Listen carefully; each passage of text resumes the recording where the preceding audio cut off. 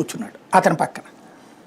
బలవంతంగా తీసుకెళ్ళడం కాకుండా అతని పక్కన వచ్చి కూర్చుని అతను ఇంకెవరికి ఏ ఆర్డర్స్ ఇవ్వని విధంగా ప్లాన్ చేసుకొచ్చాడు.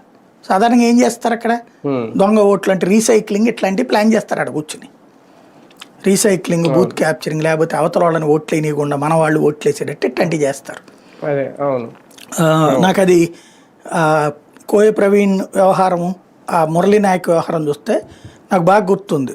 మాకు విజయవాడ ఈస్ట్ అంటే తర్వాత కంకిపాడు అంతకుముందు, తర్వాత ఈస్ట్ అయింది అనుకోండి.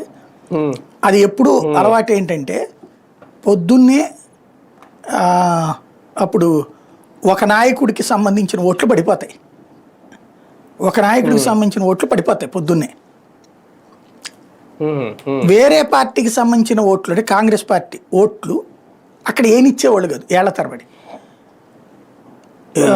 ఏది పేర్లు ఇప్పుడైతే అందరికీ తెలిసింది. అక్కడ దేవినేని నెహ్రూ డైరెక్ట్గా వెళ్ళి ఆ గుణదల వంతెన దగ్గర కూర్చుంటాడు. ఆయన కూర్చుంటే అవతల పక్కన గుణదల అవతల ఉన్నోడు కాంగ్రెస్ ఓటర్లు. ఆయన అక్కడ కూర్చున్నాడు కాబట్టి వచ్చి ఓటేసే ధైర్యం చేయరు వీళ్ళంతా. అదేది లయోలా కాలేజీలో పోలింగ్ బూత్, వీళ్ళందరికీ లయోలా కాలేజీలోనే ఉండే బూత్లన్నీ. అట్లాగే యలమంచిలి నాగేశ్వరరావు చాలాసార్లు పోటీ చేసింది ఆయన.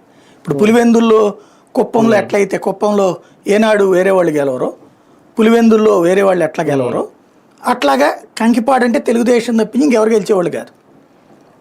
నెహ్రూ కాంగ్రెస్ పార్టీలోకి వచ్చిన తర్వాత యలమంచిలి నాగేశ్వరరావు తెలుగుదేశంలోకి వెళ్ళి గెలిచాడు. అప్పుడు తెలుగుదేశం అది. మళ్ళీ మొన్న కూడా తెలుగుదేశమే గెలిచింది కదా, గదే రామ్మోహన్ గెలుచుకుంటూ వచ్చాడు కదా కంటిన్యూగా. అంటే మధ్యలో ఒక్కసారి జనసేన గెలిచింది, అదే ప్రజారాజ్యం, యలమంచిలి రవి గెలిచాడు. మిగతా టర్మ్ అంతా తెలుగుదేశమే.